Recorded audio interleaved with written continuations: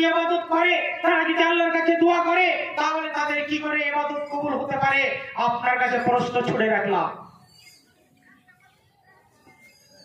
আল্লাহ রাসূল সাল্লাল্লাহু আলাইহি ওয়াসাল্লাম আরো বললেন, আন জাবির রাদিয়াল্লাহু তাআলা আনহু قال لعن رسول الله صلى الله عليه وسلم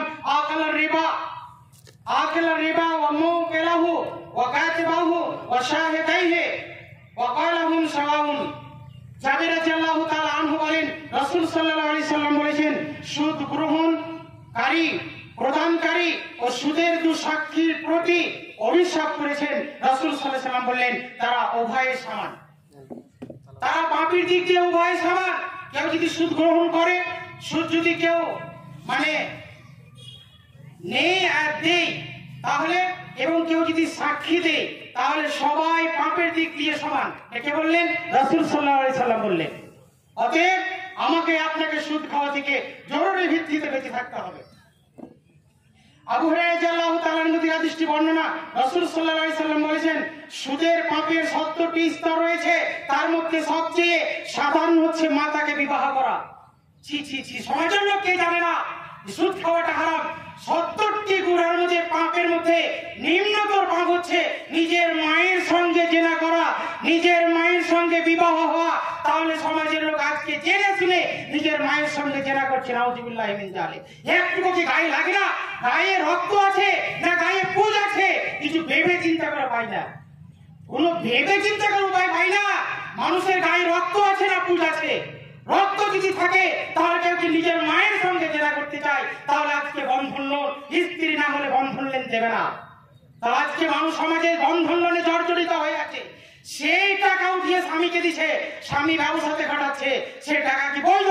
সে টাকা কি হালাল? আপনার কাছে প্রশ্ন ছুড়ে রাখলাম, যদি হারাম হয় তাহলে জরুরি ভিত্তিতে আজকে আমাকে আপনাকে সেই সুদের টাকা অর্জন করতেই হবে, না হলে মুমিন দাবি করা আপনার ব্যর্থ যাবে। ইবনে মাসউদ রাদিয়াল্লাহু তাআলা আনহু বলেন, রাসূল সাল্লাল্লাহু আলাইহি ওয়াসাল্লাম বলেছেন, নিশ্চয় সুদ এমন বস্তু যার পরিমাণ হচ্ছে সংকুচিত হওয়া, যদিও তা বৃদ্ধি মনে হয়। ইবনে মাজাহ মিসকাতের 2827 নম্বর হাদিস। অত্র হাদিসটি থেকে আমরা স্পষ্ট বুঝতে পারলাম, সুদের টাকা অ্যাকচুয়ালি সংকুচিত টাকা। সামাজিকের জন্য আপনাকে হচ্ছে অনেক টাকা। কেন? 2 লক্ষ টাকা আপনি ব্যাংক থেকে উঠিয়ে নিয়ে আসলেন, লোন নিলেন, কিন্তু টাকাটা আপনার কোন মনে চলে যাবে আপনি নিজেও বুঝতে পারবেন না। অতএব সুদের টাকাতে কোনোদিন বরকত আসতে পারে না। ব্যবসা করেন, ছোট ব্যবসা হলো চকলেট বিক্রি করে ব্যবসা করেন, সেটাই আপনার যদি বৈধ হয়, হালাল পন্থায় হয়, তাহলে আপনি সাকসেস। আস্তে আস্তে বড় হন, আপনাকে 2 তলার দোকান দিতে হবে, কে বলেছে? আপনাকে বিজনেস বড় করতে হবে লোনের টাকা নিয়ে, কে বলেছে? অবৈধ টাকা। অতএব সে টাকা নেওয়া যাবে না। সমাজে আজকে ঘুষ যদি যারা নিচ্ছে, ঘুষের টাকা হচ্ছে হারাম টাকা। আল্লাহ রাসূল সাল্লাল্লাহু আলাইহি ওয়াসাল্লাম বলেছেন, আবু হুরায়রা রাদিয়াল্লাহু তাআলা আনহু قال লা'না রাসূলুল্লাহ সাল্লাল্লাহু আলাইহি ওয়াসাল্লাম আর-রাশিয়া ওয়াল মুরতাশি।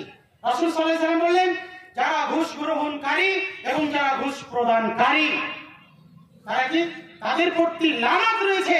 আল্লাহ রাসূল সাল্লাল্লাহু আলাইহি ওয়াসাল্লাম বললেন যে তারা উভয়ই সমান, তাদের প্রতি উভয়ের প্রতি লানত। তাহলে রাসূলের যদি লানত থাকে তাহলে আমি আপনি বাঁচতে পারবো কি?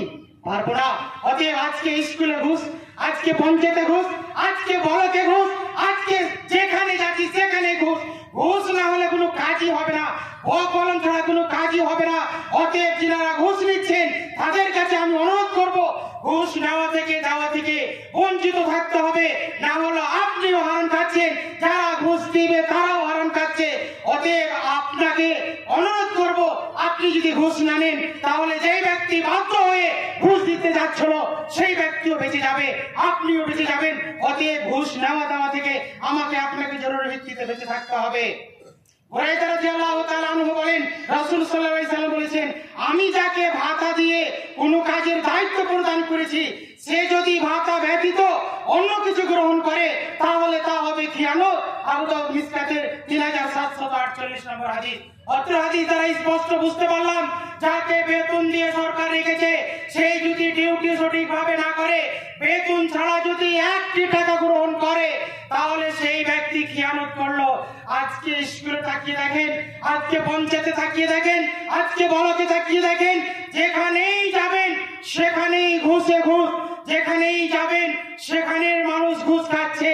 অতএব আমরা খিয়ানত করছি, এই খিয়ানত করা থেকে আল্লাহ রাব্বুল আলামিনের কাছে দোয়া করব, আল্লাহ রাব্বুল আলামিন আমাদের সকলকে হালাল পন্থায় ইবাদত করার, রুজি ইনকাম করার এর তৌফিক দান করেন, আল্লাহুম্মা আমিন। এবং হারাম কাজ থেকে আমি আপনি যেন বেঁচে থাকি, আল্লাহুম্মা আমিন। আল্লাহ রাব্বুল আলামিনের কাছে দোয়া করি, আল্লাহ রাব্বুল আলামিন যারা সুদ নিয়ে, ঘুষ নিয়ে ব্যবসা করছে, আল্লাহ রাব্বুল আলামিন তাদেরকে তুমি হেদায়েত করো, আল্লাহুম্মা আমিন। এবং যারা নামাজ পড়ে না আল্লাহ, তাদেরকে তুমি নামাজি বানিয়ে দাও, আল্লাহুম্মা আমিন। যারা অসুস্থ হয়ে আছে মাবুদ, তাদের অসুস্থ তুমি দূর করে দাও, আল্লাহুম্মা আমিন। যারা এই প্রোগ্রামটাকে আল্লাহ তোমার খাতিরে টেনেছে, তোমার জন্য লিল্লাহি এই 2 দিনের ব্যাপী প্রোগ্রাম টেনেছে, আল্লাহ তুমি সেই প্রোগ্রামকে কবুল করো, আল্লাহুম্মা আমিন। এই বলে আমি আপনাদের সামনে আমার ক্ষুদ্র বক্তব্য শেষ করলাম। আমার ভাষাগত যদি ভুল পেয়ে থাকেন ক্ষমা করবেন। আসসালামু আলাইকুম ওয়া রাহমাতুল্লাহি ওয়া বারাকাতুহু। জাযাকাল্লাহ।